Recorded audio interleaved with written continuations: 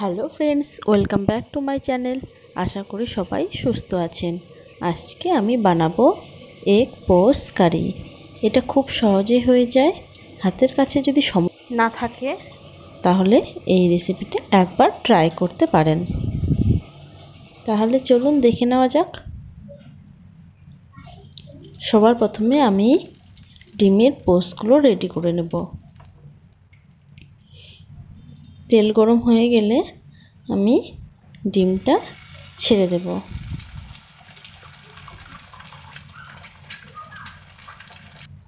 এক চিমটি লবণ দিয়ে দেব আর খুব হালকা করে ভেজে নেব।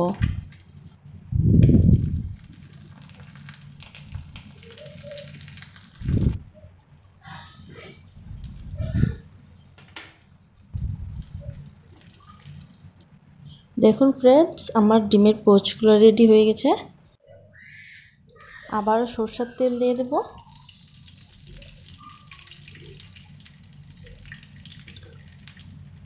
ফোড়নে দিয়ে দেব গোটা জিরে আর একটা শুকনো লঙ্কা। কুচানো পেঁয়াজ দিয়ে দেব দুটো।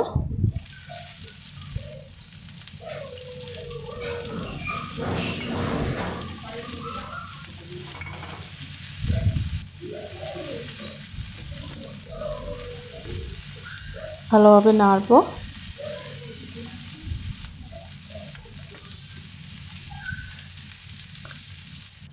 এরপর পরিমাণ মতো লবণ দিয়ে দেব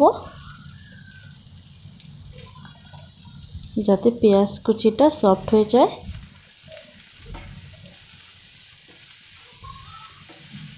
ভালোভাবে নাড়বো যতক্ষণ না লাল লাল হয়ে যায়। একটু লাল লাল হয়ে গেলে আমি আদা রসুন বাটা দিয়ে দেব।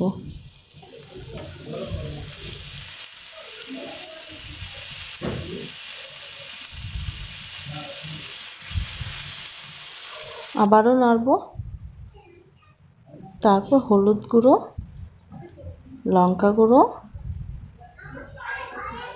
জিরে গুঁড়ো আর ধনে গুঁড়ো দিয়ে দেব। এরপর একটু জল দিয়ে মশলাটা ভালোভাবে কষে নেব।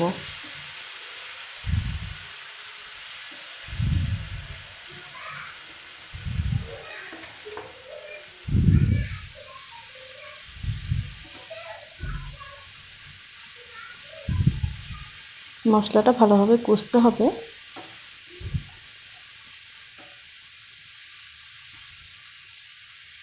মশলা কষানো প্রায় হয়ে গেছে।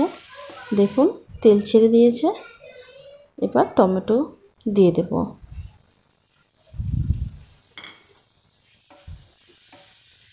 টমেটো যাতে সফট হয়ে যায় সেই জন্য ঢেকে দেব। 2 থেকে 3 মিনিট ঢেকে রাখবো। আঁচটা আমি মিডিয়ামে রেখেছি। এবার ঢাকনা তুলে নেব। দেখুন টমেটোটা অনেক সফট হয়ে গেছে। আবারও ভালোভাবে কষবো।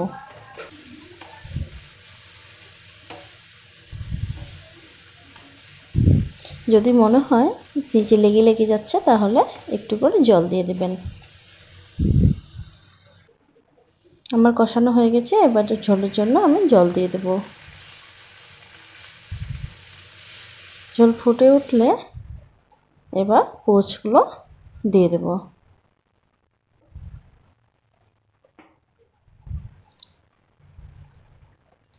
ডিমের পোচ দেওয়া হয়ে গেলে কাসুরি মেথি দিয়ে দেব।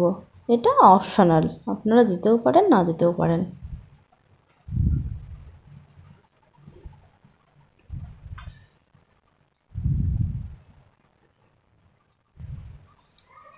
গরম মশলা গুঁড়ো দিয়ে দেব।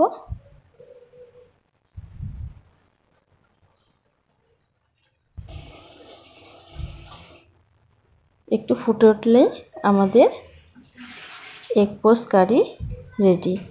ফ্রেন্ডস, আমার এই রেসিপি যদি আপনাদের ভালো লেগে থাকে তাহলে চ্যানেলটাকে অবশ্যই সাবস্ক্রাইব করবেন, লাইক করবেন আর কমেন্ট করবেন। ধন্যবাদ।